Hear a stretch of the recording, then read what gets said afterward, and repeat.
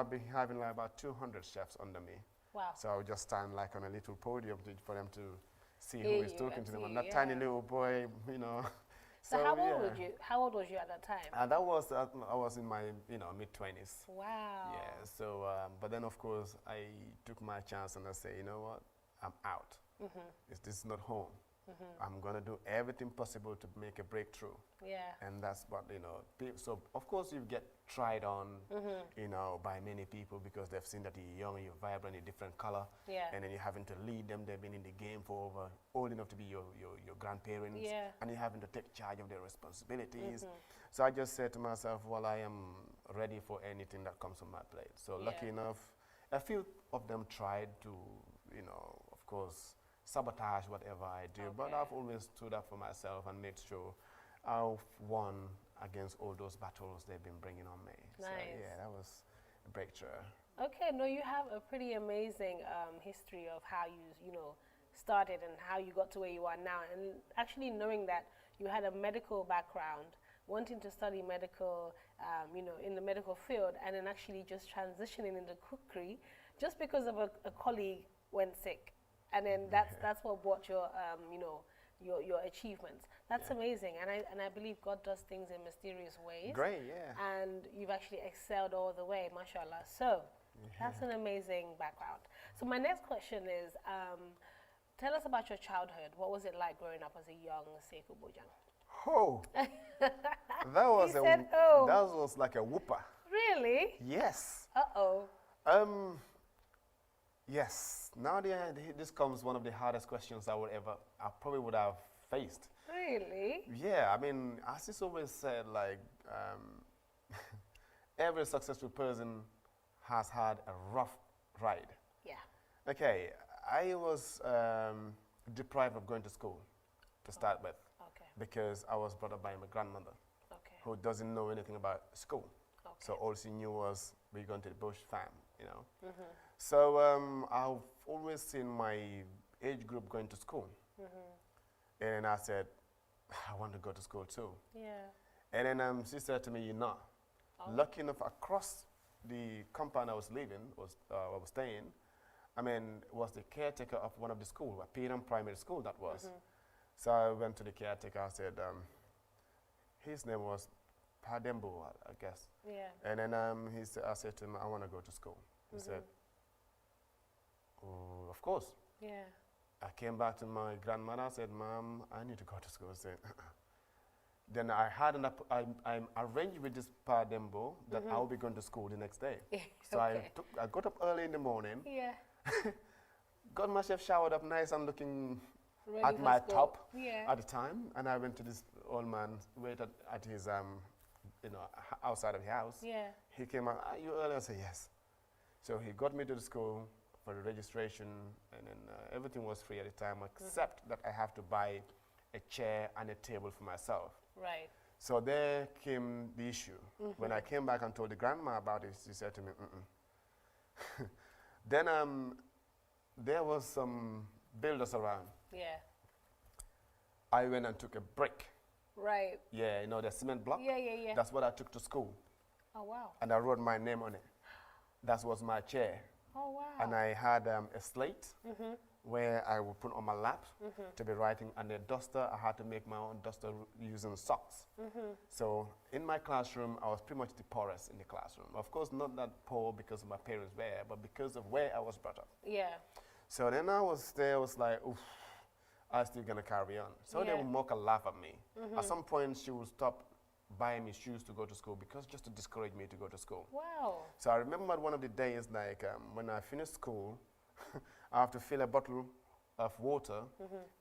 There used to be this big, massive pump and hoses. Yeah. So I was like, okay, I fill the bottle up. After 2 o'clock when I finished work, I'm in school. Yeah. Now going home in scorching hot burning sun. Yeah. I got barefoot. So I'll run to the nearest shades. Yeah. And then of course I'll pour water on my feet to cool my feet down. Yeah. So, so then I would get my, but then I was still a vibrant kid in the classroom. I was taking force. Mashallah. So when my classmates were like, "Ah, look how poor you are." I say, "Yes, despite I'm poor, I'm still beat you in the exam." So I always use that card. I beat you still, no matter how good you are. I'm still beating you. So then from there, and I did well until my grade 6. I took common entrance really, and then I got refused to go to my school of choice. So I decided to run away from my grandmother. Uh-oh. Naughty, naughty, naughty. And I'm like, I can't be here. I want to go to school. And she said to me, you know, going to school is only just going to learn about this Western life and all that. And I'm like, oh, wow, okay. So I ran away to my uncle in Kafuta. Okay. And so meaning I have to repeat my grade 6. Okay. So when I got to Kafuta, I said to my uncle, I'm here, I want to go to school. He said to me, of course, why not? So no, it was not my uncle. I told my uncle, but he didn't take me serious. Right. Then when I made a friend with an Ustaz who belongs to the school, or who teaches at the school. So I said to the Ustaz, I want to go to the school. I want to do my grade 6. He said to me, okay, come, I'll take you there. He paid me, I don't know, I think it was about $25 at the time. Wow. So he paid for me to, to be enrolled per se. Okay. And I just went in straight into grade 6 after, living a gap of a year of not going to school. Yeah. So when the exams, came up for common entrance at the time, I probably would say lucky. I came the best in the whole of Combo East. Wow. So again, I had an obstacle because I didn't have anybody to pay for my school fees again. Okay. To go to then I was going to go to Nisran. I had good grades, and I think it was about 360 something at the time. It was a big result. Yeah. So I couldn't. Then I stayed again for another year, and I said to my uncle, "Where's my dad? Where's my mom?" Yeah. Because I haven't seen them during this time, and I need them because I want to go to school. Yeah. And then they will never want me. But then it has so many, bits and pieces in it, which would not be actually said. Of course. So I just said, okay, forget about it. So I just, okay, I'm going to the woods. So I went to the woods and then trying to get some firewoods here and there just to get myself a startup to go to grade. Then I missed out the form system. I had to go to grade 7, which I was able to. Then it was, I went to the world school in the Gambia at that time. Really? Called Foster Junior and Senior Secondary School. Wow. So Foster School was a school in Brikama, which was a school for dropouts. Okay. So at the time, it was bad. So I went in, paid for my school fees and do all I needed to do. Then I had to go to my parents at that time. Then for my grade 9, I happened to be the first person to come out with a distinction in that school. And I happened to be the last person to come with a distinction from that school. Wow. So moving forward, and I got taken, because my parents wouldn't allow me to go to Gambia High School of my choice, because of course it's still the same thing. Yeah. So because my sister's husband was the principal of Kindred of Batrop Senior Secondary School. Okay. So my dad would always let us make sure we go to that school so that we will have that parental, overview. Yeah. So, I still refused to go to Batrop. So I went and did my uniform. But at that time, Batrop uniform and Gambia High uniform are almost the same except the badge. Right. So it was the badge that actually ruined it for you. Ruined the whole thing. Yeah, so, it was a rough ride, and, but I'm very happy that I had to go through all that. That made me stronger. Of course, and then taking yourself to school, and even traveling to the UK, nobody sponsored me. Wow. I still had to make a breakthrough for myself to travel to the UK, by having to do whatever I had to do to travel. Yeah. When I traveled as well, I didn't get lodged by anybody. And all I did was myself. And then when I was making breakthroughs as well, myself. So even now, when I started going into competitions, I just decided I want to test myself. Yeah. And then, ever since, things have been going really great for me when it comes to my culinary expertise. Yeah. Nice. So, yeah. I really like that. The fact that when I asked you about your childhood, you actually gasped. You was like, okay, this is going to be a long one. Yeah. And the fact that you had a rough ride and, you still made it to the top. So that means anyone who has a rough ride can still make it. And that's the purpose of this show, to actually show those young people out there that if you have a rough ride, you can make it. You can still make it, and also be yourself like you did throughout the whole of your career. So now we move on to your profession, which is obviously cooking. You're a chef. you know, the gastronomy, being able to like watch the food and analyze it and be like, okay, this is good, this is not, taste it. You know, you have that suave, you have the skill, and you studied it. You've Yeah. done your master in menu, what was it? Engineering and Engineering. gastronomy, Yeah, yeah. and gastronomy. So tell us about that. And I know what got you into the food was obviously stepping in for a colleague, but apart from that, you must have had a passion to like further this passion of cooking. Yeah. Honestly, I mean, at the time, I was just taking it as a job. Okay. And then at some stage, I realized that if I could make a breakthrough with this. You know, so food, you know, science and what I was wanting to do is almost the same thing. It's still the same science or the same medical you know, field, because you cooking to save a life or to nutritionally balance somebody with a great nutritious meal. Yeah. So I have the passion for it after, I mean, my first year at the college. Okay. You know, when I was looking around, I'm like, wow, see me here, I'm the only black. Yeah. So I was like, I'm the only black, so yes, let me show them what blacks can do. Yeah. So I have this thing and adrenaline pumping in me. But I mean, with this gastronomy or menu, engineering or food, it's all about the palate, which is of course the taste. Okay. You know, and of course being able to combine things to be able to create a dish. And the dish is not only just the creativity or the building of that recipe, but also how would it appeal to one's eye?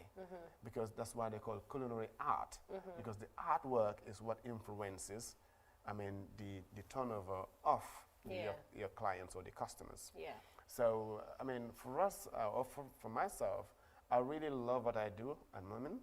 And then, in fact, even at home level, I don't mind even cooking for my wife, or my wife and my kids and my friends and families, you know, whoever comes around. Kitchen is like literally my second home. Wow. So yeah, I mean, I love cooking now. Even during the COVID time, all I did was like, I'm gonna be out there. Yeah. So all I did was like, you know what, I need a team to be going out with me, going into the borders, cooking for these frontliners and stuff. Yeah, You yeah, know, I and saw that. whoever wants my services, I've always said, like, at that time, if you need our service, just all you need to call. Yeah. We got the ingredients, we don't need money. Just, we want to engage ourselves into this, what we love doing.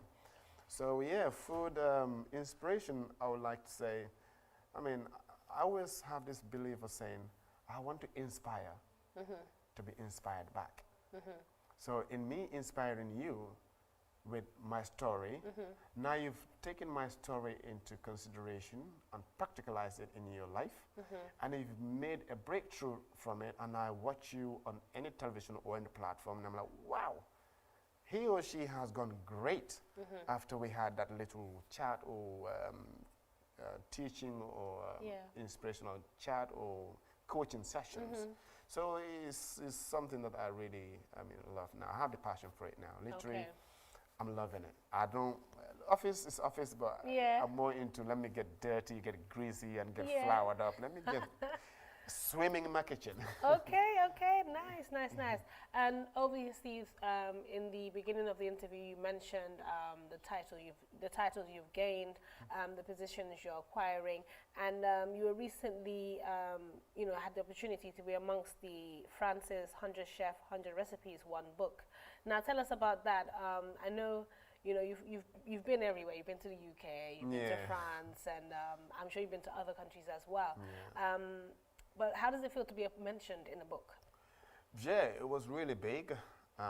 When I got the message from them or an email to say that I need to send a picture of mine, and I said, why? They said, well, because this is like, of course, my alumni. Because from that university of Ferrandi, there is this one of our good lecturer or professor who was really good in pastry, and I was really close to him. Yeah. So I had on of course, my thesis or dissertation, I had mine saying a question that's still being used in the school or university, which says, where did we go wrong? Okay. And then where did we go wrong here? It started says, we have a choice to eat good food, shower, sleep on nice beds, go to hospitals, but still we are not healthy. Yeah. And we have a mad guy who actually doesn't have a choice where to sleep, what to eat, what to drink, what to wear, and don't even see a hospital, but they're still looking healthier than us. Yeah. So where did we go wrong? So now when I created that question, it rang so many bells. Like, how comes this kid came up with this question and now it became as a thesis in one of our books? Yeah. And I'm like, I don't know, I just thought of it. I'm always having medication, I'm eating good, we use the microwave, oven, cleaning my shoes, cleaning my food, whatever, but I'm still sick. Yeah. A madman, you don't even meet him in the hospital. You don't even see them having diarrhea or anything. Yeah. So, with that, I mean, they still remembered me for who I am. And I got contacted to say, Mr. We want you to be part of this, and then we want you to present a dish. Yeah. So I presented a dish which is consisted of 4 items, which is a tomato, you know, we call the blossoms of pumpkin, you know, the pumpkin flower, when it's actually flowering to become, you know, of course, a vegetable. A pumpkin, yeah. So that blossom flower is what I've used to make a meal out of. Wow. Yeah, so meaning it's a delicacy and it's really nutritious. And I have a tomato, which I confit the tomato, and crostini and a bit of mixed leaf. Then I, you know, with pineapple, or not pineapple, cashew nuts desiccated on top. Okay. Yeah, so from there, and they just said to me, okay, this recipe will have to be the best recipe, and I came out to be #1 on that recipe book as well. Oh, wow. So then they have to award me to become Best of Gastronomy 2020, which is actually a French-based organization. Okay. Yeah. Nice. Well, we do have a lot more to talk about. We don't have enough time. Yes. So this is my last question, which I'm going to combine. Why not? And this is, tell us quickly, what you think needs to be done to help young chefs in the Gambia, and like what platforms do we need? Because I'm sure we have international platforms. But what platforms do we need in the Gambia to showcase our young chefs and their talents? Wow, this is beautiful. I've always said this on any of my interview. Okay. What I said is like, we as a nation, we are known for being good in what we do. Now we need a platform wherein I've been to the ministry, I've been to GT board, I've been to other places. All I need is like, where can we have a kitchen where we can be training experts to be exported for the expertise. But we don't have that. So this is the opportunity for a Gambian community to come up together, to come up with a kitchen, which is going to be a training kitchen for either those that are interested in cooking, but they haven't got the chance to do so. The youngsters who want to be executive chefs, we can train them there for international standards. So this is what we need for our nation. Because youths are out there, they need that platform, but they don't have anywhere to do that. And then it's only schools that's doing it, and they don't doing it for a long time because it's all academical time framed. Yeah. Perfect. Well, we don't have enough time for all the other questions, but I'd like to thank Chef Sekou Bojang for coming on the platform Coffee With. I'm sure we'll invite you another time. And I know we usually have words of wisdom, but his whole interview has been words of wisdom for me. Even his story is like an eye-opener to know that you can have a rough life and actually make it in anything you want to do. So I'd like to sign out, and I'd like to thank my cameraman, Uncle Modu Cisse, thank my team behind the scenes, and thank my makeup artist, Betty Berry, for making me look this good. Thank you very much, Chef Bojang, for coming to the platform. You're most welcome at any time. Thank you very much. Thank you very much.